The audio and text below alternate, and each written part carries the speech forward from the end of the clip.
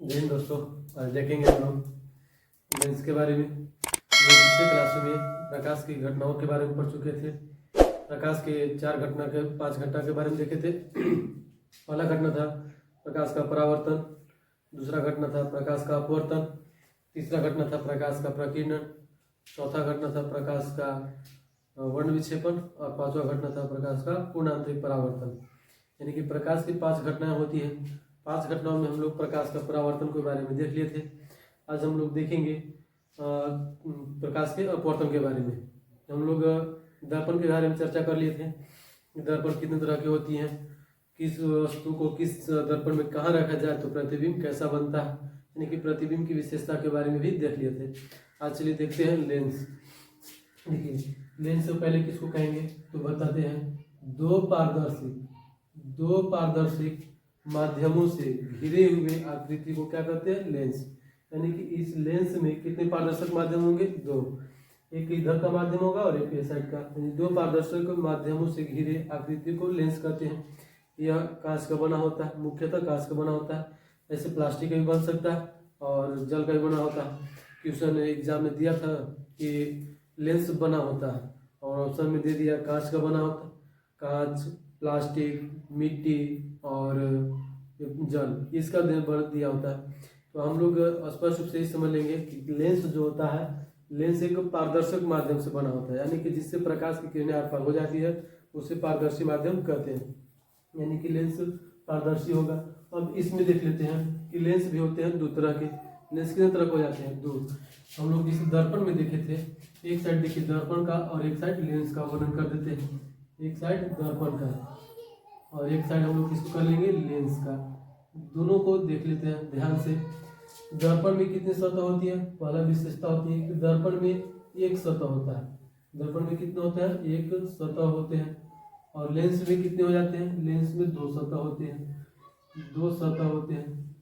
ठीक है। फिर इसके बाद देखें कि दूसरा स्थान पर कि दर्पण का केवल एक ही परावर्तक सतह होता है। यानी कि इसमें परावर्तक जो होता है, परावर्तक सतह कितने होते हैं, परावर्तक सतह एक ही होते हैं। और लेंस में जो होते हैं परावर्तक सतह या अपवर्तक सतह होते हैं। यानी कि लेंस में 2 अपवर्तक सतह होता है, 2 अपवर्तक सतह। ठीक है, 2 कितने होते हैं, 2 अपवर्तक सतह होते हैं। इसके बाद हम लोग देखे थे कि लेंस दर्पण जो होता है, दर्पण में एक वक्रता केंद्र होती है। कितना होता है, एक वक्रता केंद्र होता है, एक वक्रता केंद्र। ठीक है। इसके बाद इसमें जो होती है, यानी कि लेंस में, इसमें वक्रता केंद्र तो होता ही है, इसमें 2 फोकस होती है। कितने फोकस हो जाएंगे, 2 फोकस होती है, 2 फोकस होती है। अब इसमें जो घटना होता है, चौथा विशेषता देखेंगे, दर्पण में जो घटना होती है यह प्रकाश का परावर्तन होता है। प्रकाश का परावर्तन होता है। और इसमें जो होता है, इसमें लेंस में, यानी कि लेंस में कौन सी प्रकाश घटना होती है, अपवर्तन। लेंस में अपवर्तन की घटना होती है। लेंस में किसकी घटना होती है, अपवर्तन की घटना होती है। अपवर्तन की घटना, यानी कि दर्पण में प्रकाश का परावर्तन होता है और लेंस में प्रकाश का अपवर्तन होता है। जिसे देखिए प्रकाश का परावर्तन क्या कहते हैं, तो एक चिकना सतह था, इससे प्रकाश की किरण आई और टकरा कर लौट गई। तो जो टकरा कर लौट जाने की घटना होती है, इसी को बोलते हैं प्रकाश का परावर्तन। लेकिन लेंस में ऐसा नहीं होता है। लेंस में प्रकाश की किरण जो आती है, इस देखिए ये लेंस हो गया। ठीक है, ये क्या है, लेंस। लेंस में प्रकाश की किरण इधर से जाएगी, इधर से, ये मुख्य अक्ष होता है। अब और भी ध्यान देखिए, लेंस में हम जो बात दर्पण में बता रहे थे, दर्पण इस तरह के बता दी, इस प्रकार के दर्पण, ये कौन सा दर्पण हो गया, अवतल। इस दर्पण में जो बीच का केंद्र होता है उसको बोलते हैं पोल, और लेंस में जो बीच का केंद्र होता है इसको बोलते हैं प्रकाशीय केंद्र, ऑप्टिक्स सेंटर। इसलिए इसको क्या बोलते हैं, ओ से सूचित किया जाता है। ये हो गया ऑप्टिक्स सेंटर, है प्रकाशीय केंद्र। अब इधर से जो प्रकाश जाएगी, तो इधर से प्रकाश जाने के बाद ये टकरा कर लौटेगी नहीं, यह क्या होती है, इससे परावर्तित हो जाती है। तो प्रकाश के परावर्तन की क्या करते हैं, उसी माध्यम में लौट जाती है। ठीक है, उसी माध्यम में विचलित होकर चली जाती है। तो यहाँ से प्रकाश की किरण विचलित होकर इधर घूमेगा नहीं, क्या हो जाएगा, इधर से टकरा कर ऐसे निकल जाएगा। उस तरह से अनंत से प्रकाश इधर से जाएगी और ये टकरा कर ऊपर की ओर निकल के चली जाती है। तो जिस बिंदु पर कटते हैं वही क्या बनता है, प्रतिबिंब का निर्माण हो जाता है। तो इसमें हम लोग देखें अपवर्तन में कि प्रकाश की किरण पार हो रही है और परावर्तन में पार नहीं होती है, टकरा कर लौट जाती है। ये दो घटनाएं होती है। लेंस में हम लोग देख लिए, लेंस और दर्पण में अंतर। देखिए प्रकाश के अपवर्तन में हम बताएं, एक पहले कांच का सिली लेते हैं। कांच का सिली का मतलब हो गया कांच का एक मोटा सा चादर जैसा होगा, ठीक है, एक आकृति होगा, ये कांच ले लेते हैं। और कांच ही क्यों लिए, क्योंकि कांच एक पारदर्शी माध्यम है, यानी कि हम यहाँ लिख लेते हैं कांच, ये क्या हो जाएगा कांच। अब इधर जो बताए थे फर्स्ट वीडियो में ही आप लोग को बताए थे, माध्यम दूसरा से होती है, एक संघन माध्यम और एक विरल माध्यम। तो यहाँ हम लोग ले लेते हैं ये जो होगा इधर से सूर्य, सपोज मान लेते हैं क्या है, सूर्य है। सूर्य की किरण जो पड़ती है, सूर्य की किरण ये कांच की सिल्ली पर पड़ेगी, तो इस तरह की कांच की सिल्ली पर आएगी, ठीक है, इस जगह पर पड़ेगी। बीच सूर्य और कांच के बीच में क्या होगा, हवा, हवा का माध्यम हो गया, ठीक है, और यहाँ कांच हो गया। और हवा जो होगा एक ऐसी माध्यम हो जाएगी कांच की अपेक्षा विरल माध्यम, कांच की अपेक्षा विरल माध्यम। और कांच कैसा हो जाएगा, संघन माध्यम, संघन माध्यम। जब प्रकाश की किरण सूर्य से प्रकाश की किरण आती है तो इसको टकरा कर इस तरह से लौट जाना चाहिए, इस तरह से इसको जाना चाहिए, लेकिन यह जाती वैसे नहीं है, यह क्या होगी थोड़ा विचलित हो जाएगी, यानी कि उसको ऐसे जाना चाहिए, चल जाएगा ऐसे, विचलित हो गया। और विचलित होकर यह विचलित हो जाती है और विचलित होकर इस जगह कांच के इस पार्ट से पड़ेगी। अब कांच से प्रकाश बाहर निकल लेगी, तो बाहर निकल लेती है तो इसको भी कांच के पास प्रकाश को जाना चाहिए ऐसे, लेकिन यह इस तरह कर न जाकर, इस तरह न जाकर थोड़ा सा मुड़कर चली जाती है ऐसे, ठीक है, थोड़ा सा मुड़कर निकल जाती है, देखिए यहाँ से ऐसे निकल जाएगी। अब हम लोग इन दोनों को दर्शाने के लिए एक अभिलंब रेखा खींचते हैं। क्या खींचेंगे, एक अभिलंब रेखा, यहाँ भी एक अभिलंब रेखा खींचते हैं। तो अब ध्यान दीजिए कि क्या हो गया, कौन सा रेखा हो गया, अभिलंब रेखा, अभिलंब, अभिलंब रेखा। ये भी कौन सा रेखा हो जाएगा, अभिलंब रेखा, अभिलंब रेखा। तो ध्यान दीजिएगा, हमने इसी चीज बता दिया आपको, ठीक है, कि हमेशा ये तरफ से क्वेश्चन पूछा ही जाता है, प्रकाश का अपवर्तन से हमेशा क्वेश्चन पूछा ही जाता है। इधर से जो किरण आती है इसको क्या बोलते हैं, अपवर्तित किरण, क्या बोलते हैं, आपतित किरण। जिस बिंदु पर टकराती है उसको क्या बोलते हैं, आपतन बिंदु। और यहाँ जो निकल रही इसको बोलते हैं अपवर्तित किरण। और दर्पण में क्या हो रहा था, परावर्तित किरण, और यहाँ कौन सा किरण हो जाएगा, अपवर्तित किरण, ठीक है, यानी कि अपवर्तित होकर निकल रही है। अब देखिए अपवर्तित किरण, इसको जाना चाहिए था ऐसे, लेकिन ऐसे न जाकर विलंब से होकर विलंब की तरफ मुड़ के निकल रही है। और फिर यहाँ से देखिए इसको अभिलंब की ओर से निकलनी चाहिए थी, इसको क्या होना चाहिए था, अभिलंब से, तो अभिलंब से थोड़ा सा दूर हट के निकला। तो इसकी दो कंडीशन होती है, आप लोग नोट्स पॉइंट करके लिख लीजिएगा कि जब प्रकाश की किरण विरल माध्यम से समन माध्यम में आती है, ऊपर हवा था विरल माध्यम और नीचे हो गया कांच समन माध्यम, तो जब प्रकाश की किरण विरल माध्यम से संघन माध्यम में आती है तो वह अभिलंब की ओर मुड़ जाती है। तो देखिए यहाँ से अभिलंब की ओर मुड़ गया, जाना चाहिए था ऐसे, लेकिन जा रही है ऐसे, अभिलंब की ओर मुड़ जाती है। फिर दूसरा हो जाएगा कि जब प्रकाश की किरण विरल माध्यम से संघन माध्यम में जाती है, संघन माध्यम से विरल माध्यम में जाती है, तो ये होगा संघन माध्यम, और इधर नीचे हो जाएगा फिर हवा, नीचे क्या हो जाएगा, हवा, तो हवा हो जाएगा विरल माध्यम, विरल माध्यम। तो अब प्रकाश जो होगी संघन माध्यम से विरल माध्यम में जाती है, तो इसको अभिलंब की ओर न मुड़कर क्या होना चाहिए, अभिलंब से दूर हट जाती है। तो दो कंडीशन हो गया कि प्रकाश विरल माध्यम से संघन माध्यम में आएगा तो अभिलंब की ओर मुड़ जाएगा, और संघन माध्यम से विरल माध्यम में जाएगा तो अभिलंब से थोड़ा दूर हट के निकल जाएगा, तो हट के निकल गया। ये दो कंडीशन होती है।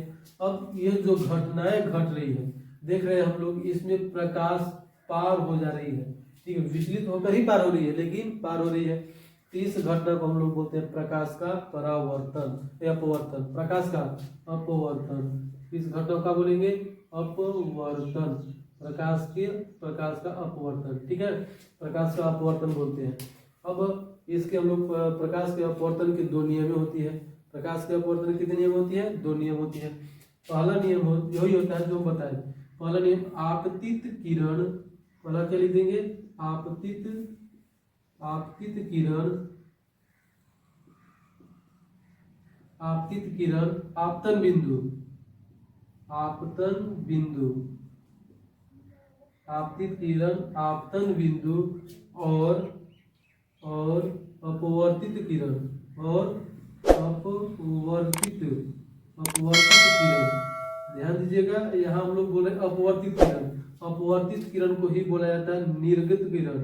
निर्गत क्या बोलते हैं? निर्गत किरण भी कहा जाता है। ठीक है, निर्गत मतलब होता है निकलना, तो निर्गत किरण किसको कहेंगे? अपवर्तित किरण को ही कहते हैं।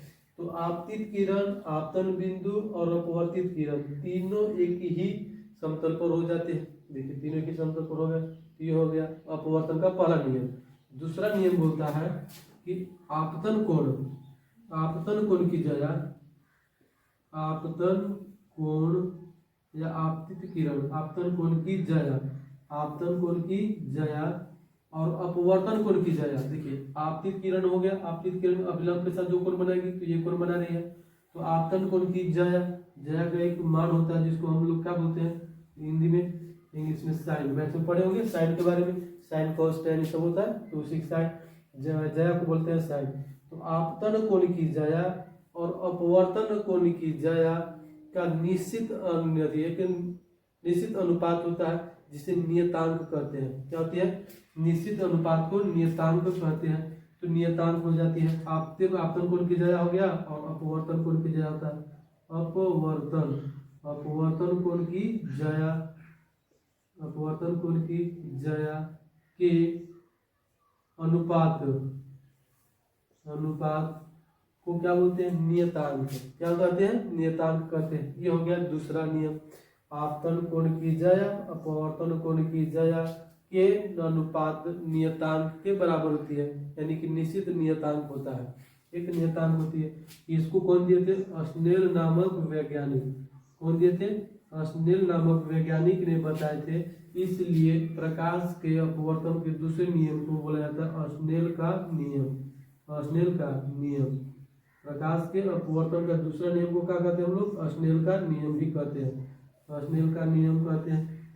स्नेल का नियम बराबर होता है साइन आई, साइन आई, आई के बारे में बता चुके थे, आपतन कोण होता है, और sine r, sine r, sine i आपको हो जाएगा इसमें अपवर्तित किरण, अपवर्तन कोण। ठीक है, साइन आई बटा में साइन आर हो जाएगा। अब ये जो देखिए आप लोग ध्यान से देखिएगा, ध्यान में, तो इससे पता चलेगा कि साइन आई और साइन आर क्या है? एक निश्चित अनुपात में, एक निश्चित अनुपात में किसके बराबर होता है? एक नियतांक के बराबर होता है। नियतांक, एक नियतांक के बराबर होता है। ठीक है, एक नियतांक होता है, निश्चित एक नियतांक होती है। तो नियतांक को हमेशा हम लोग किसमें लिखते हैं? म्यू में। इसमें लिखते हैं म्यू, म्यू बराबर साइन आई बटा में साइन आर। ये किससे नियम है? स्नेल का नियम से, प्रकाश के अपवर्तन का दूसरा नियम से संबंधित है। प्रकाश के अपवर्तन को हम लोग देख लिए। तो इसमें जो प्रकाश के अपवर्तन में घटनाएं घटती है, तो संघन प्रकाश जब संघन माध्यम से विरल माध्यम में जाती है, प्रकाश जब संघन माध्यम से विरल माध्यम में जाती है तो क्या हो जाता है? अभिलंब से दूर हट जाता है, और जब विरल माध्यम से संघन माध्यम में आती है तो अभिलंब की ओर मुड़ जाता है। इतने घटनाओं के बारे में हम लोग देख लिए। ठीक है, तो हम लोग रिलेटेड करते हैं चर्चा लेंस से, लेंस के बारे में भी देख लेते हैं।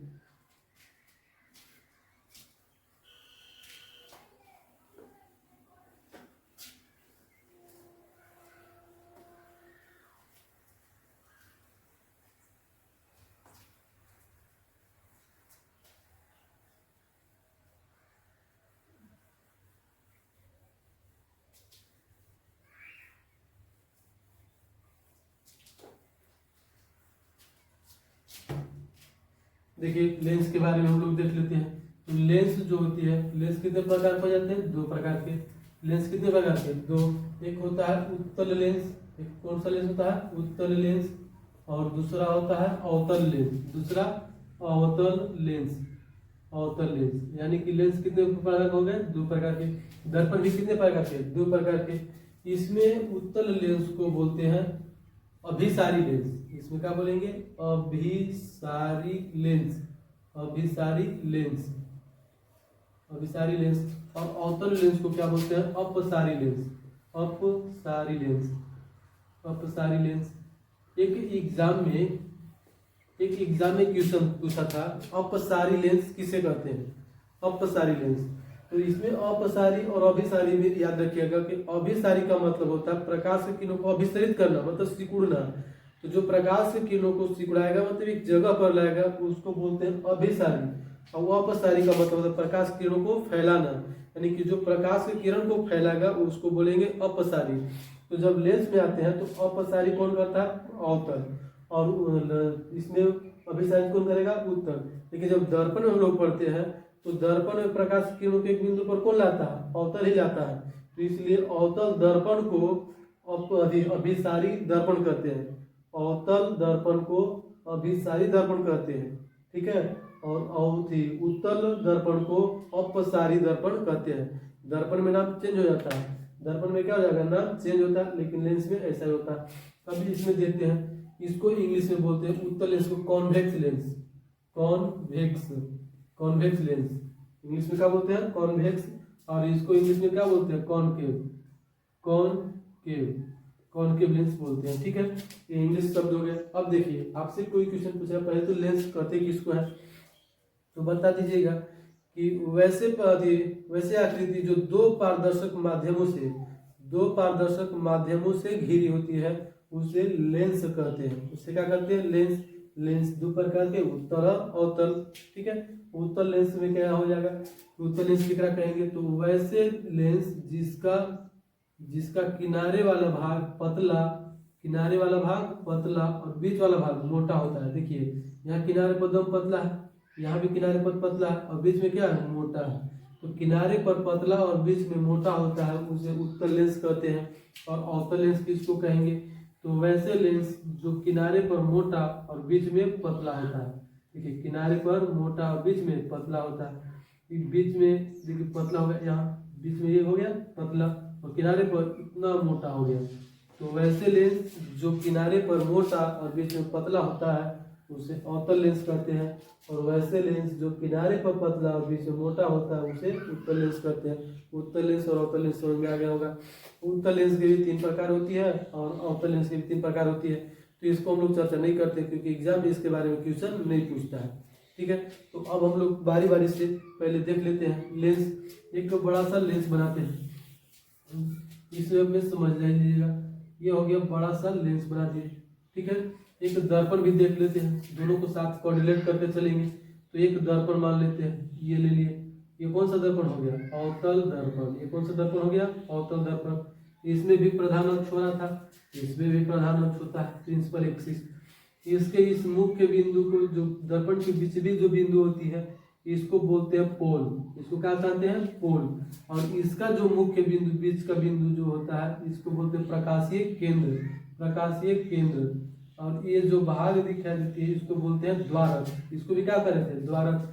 इसमें अब ध्यान देखिएगा, अगर सपोर्ट मान लेते हैं, इस भाग को हम हटा दें, इस भाग को हटा दें तो ये दिख रहा होगा कि ये गोलीय दर्पण का ही भाग जैसा है, गोलीय लेंस का ही भाग है। ये गोलीय लेंस जब इधर के मुड़ा होगा तो इसकी फोकस और वक्रता केंद्र होगी। तो इसकी फोकस यहाँ होती है मान लेते हैं, और इसका वक्रता यहाँ होती है। अब जब हम इधर से इसको कोऑर्डिनेट करते रहे, ठीक है, इधर से इसको खींच दिए, तो अब इस भागोला की चर्चा, क्योंकि बताया कि उत्तल लेंस में कितनी सतह होती है? 2। तो अभी इसका भी फोकस ये साइड होगा, इसका फोकस यहाँ और इसका वक्रता केंद्र इस जगह पर होगा, ठीक है। तो इस तरह से जब हम मिलाते हैं तो लेंस में फोकस कितनी हो जाती है? 2। एक फोकस ये और एक फोकस ये, यानी कि इसको मान लेते हैं F1, इसको F2, इसको C1 और इसको C2। लेकिन दर्पण में ऐसा नहीं था, यह एक गोलीय दर्पण का भाग था। तो इसकी फोकस जो थी अंदर की ओर, वक्रता केंद्र जो था वो भी कहाँ था? अंदर की ओर। बस एक ही था इसका डबल नहीं बन सकता है, लेकिन लेंस में डबल बनता है, ठीक है। अब इस भाग को क्या बोलते हैं? प्रकाशीय केंद्र, यानी कि ऑप्टिक सेंटर। तो ऑप्टिक में वो शब्द आता है, इसलिए इसका बीच में संकेत वो होता है। दर्पण में हम बताए थे कि सभी जो दूरियां होती है, चाहे वक्रता त्रिज्या की जो दूरी होती है, यानी कि वक्रता केंद्र की दूरी जो होती है, इसको हम लोग किस में लिखते हैं? आर से, ठीक है। वक्रता त्रिज्या कैसे लिखते हैं? आर से। दूरी जो होती है कहाँ से मापी जाती है? पोल से। इसमें जो दूरी होगी ये कहाँ से मापी जाएगी? इसमें जो दूरी होती है यह ऑप्टिक्स से मापी जाती है, ऑप्टिक्स केंद्र से, यानी प्रकाशीय केंद्र से। ये प्रकाशीय केंद्र से मापी जाती है। तो याद रखिएगा, लेंस में सभी दूरियां प्रकाशीय केंद्र से मापी जाती है और दर्पण में सभी दूरियां पोल से मापी जाती है, ध्रुव से मापी जाती है। ये दोनों में कोरिलेट करके हम लोग पढ़ते चलेंगे। तो हम लोग देख लेते हैं जैसे दर्पण में किस वस्तु को कहाँ कहाँ रखते हैं, तो प्रतिबिंब कहाँ कहाँ बने थे।